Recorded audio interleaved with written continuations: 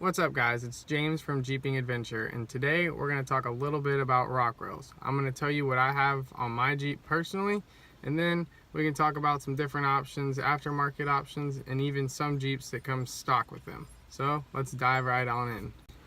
Alright, so let's start with my Jeep. Personally, what I have is Smittybilt SRC, and I've had them on my Jeep for roughly 2 years. They've been banged up, they've done their job, and I'm going to show you kind of what they look like now after 2 years and had a good amount of wheeling trips on them. So let me show you real quick.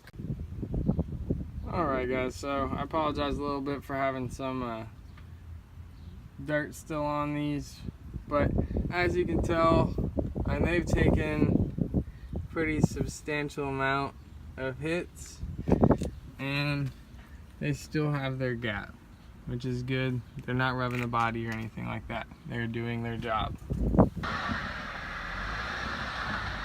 you go. Nope. Back up here.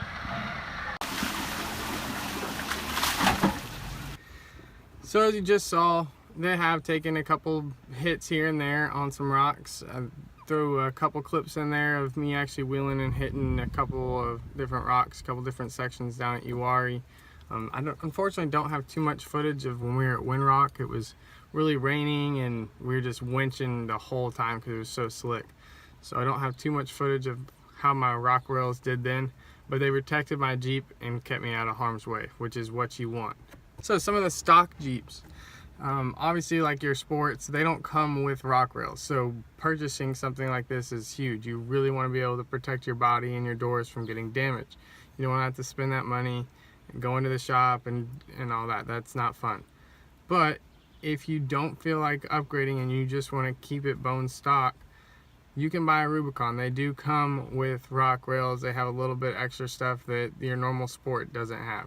So that call is all up to you before you purchase your Jeep. If that's something you want to do, then look into it. And they will help. They'll definitely do their job, but they aren't quite as good as even the Smittybilt SRC.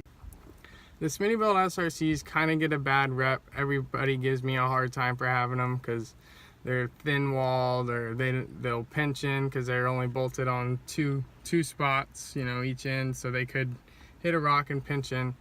I haven't had that happen yet, and of course it could happen. Don't get me wrong, it definitely has that ability to happen, but for the most part, they've held up and done their job way better than anyone would have thought. So I'm pretty happy with my purchase. Now, if I had the money and I was able to, I probably wouldn't have gone with these. I would have gone with a Weldon design, probably a Poison Spyder or an Evo, but at that time I just didn't have those kind of funds. Alright, so obviously the Weldon design is going to be a lot stronger than just the Smittybilt SRC, because the Smittybilt SRC bolts in those two spots that I was talking about. It's very convenient because you can just pull them out of the box, slap them on, and you're good. You already have that armor.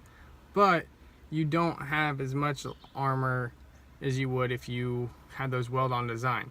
You know, if you have a buddy or you know of a shop that can hook you up, go ahead and get the Weldon design that a company has. Obviously I've mentioned Evo and Poison Spyder, but there's a ton of companies out there that do a lot of different Weldon designs, and they're going to be much better than the bolt-on design that I personally have.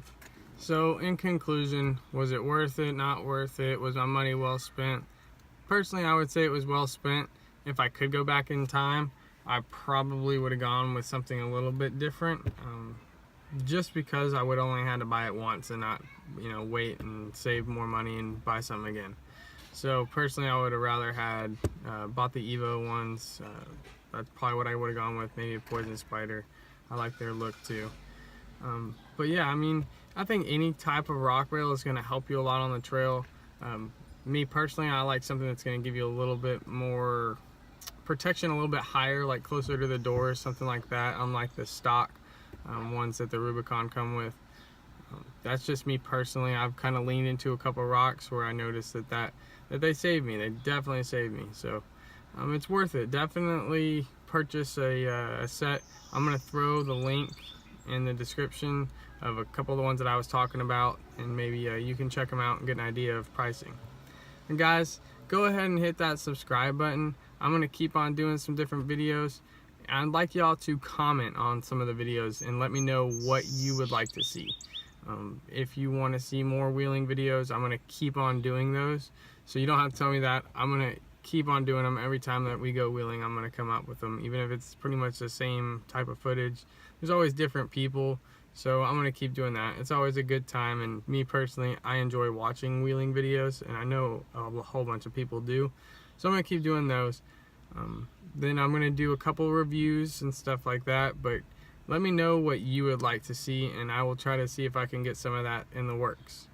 But in the meantime, hit that subscribe button, and y'all have a great day.